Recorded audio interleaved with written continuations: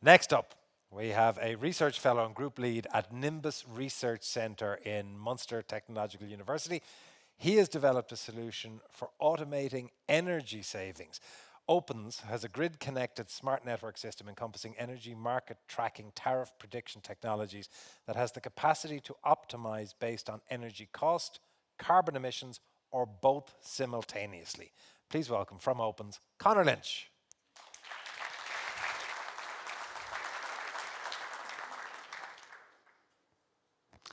So who here would like to save over 20% on their energy bills? Then let me tell you about the Opens platform.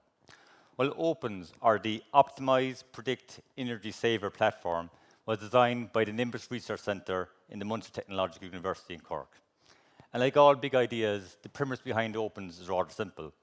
If you know what energy you're going to produce from your renewable energy devices, you know what your load demand is going to be for an ensuing period of interest, and you know what the energy prices are going to be, then you ought to be in a very comfortable position to maximize or capitalize on all available potential savings. So Opens really is about bridging the gap between when we produce energy from our renewable energy devices and when we require energy for our own individual needs. For example, at a domestic level, many of us have high energy requirements early in the morning before we go to work or late in the evening when we come home from work. But the problem with renewable devices such as solar is that much of this energy is generated during the day when most of us are at work. And with wind turbines, a lot of the energy is generated late in the evening or during the night when, generally speaking, high wind speeds prevail. So you can see there's a bit of a mismatch between when our devices produce energy and when we require energy. So to bridge this gap, Opens uses AI and machine learning in order to develop models of the various energy system components. And this generates predictions of what the power output is going to be from these devices, what our demand profile is going to be, and what the energy prices are going to be for the real-time energy market.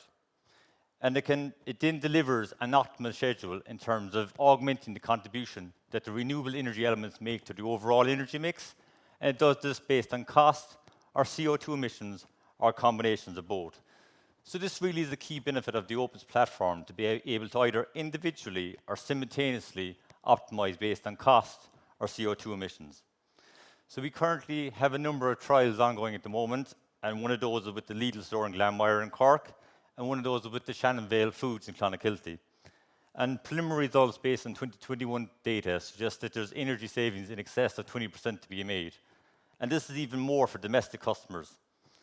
And the results by the energy facility managers within these companies, they were very surprised by the performance of Opens, how much they were able to save by engaging with the real-time energy market and migrating from their fixed time of use tariffs and adopting some basic load shifting principles. So Opens itself plans to spin out from the Munster Technological University, having secured the exclusive license agreement for the Opens technology. The project itself is currently funded through the Enterprise Ireland Partnership Programme. And today, we'd really like to engage with strategic business partners as well as investors in order to make Opens the potential, the success that we know it can be. Join us, please. Conor Lynch, folks. The one major hurdle, Conor, when it usually comes to being able to engage with the real-time market is storage, whether it's at a local level with battery, whether it's at a national level with pump storage or whatever else it may be. How are you overcoming that so that people are able to use the engagement with the real-time market? So we do use battery storage to some degree, but when people think of energy storage, their first, default answer is battery. So there's a number of, mechanisms of storing energy. For example, within the Lidl store, we're able to use the fridges, the freezers themselves. So when energy prices are low, we reduce down the temperature of those fridges. And then when energy prices are high, we can allow those temperatures to drift back up. And at the domestic level, we can actually heat your hot water, so you can use your hot water storage device as the battery unit. So it's not always the lithium-ion battery or the traditional storage device that people think of. So who then do you see as being the ultimate customer? Is it large industrial entities? Is it the domestic household? Is it both? It's actually applicable to everyone, and that's something that we came across when we did our feasibility study. There's actually a number of different customer segments. For example, you've the ordinary basic consumer at the domestic level, you have SMEs, you even got farmers who can even use ice banks to actually load shift in terms of their use, low energy prices to create these ice banks And then when their energy prices are high, they use the actual ice banks to cool the milk. So it's a way of load shifting across the peak prices.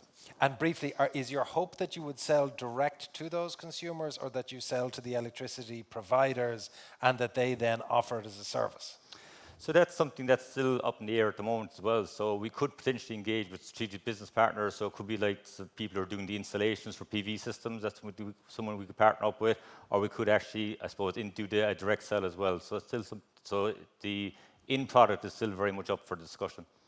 Well, we talked earlier on about the power of war and conflict and upheaval and all the rest of it. It's hard to find a better time to have a product in the kind of space that you're in. Conor Lynch, folks. Conor, stay with us.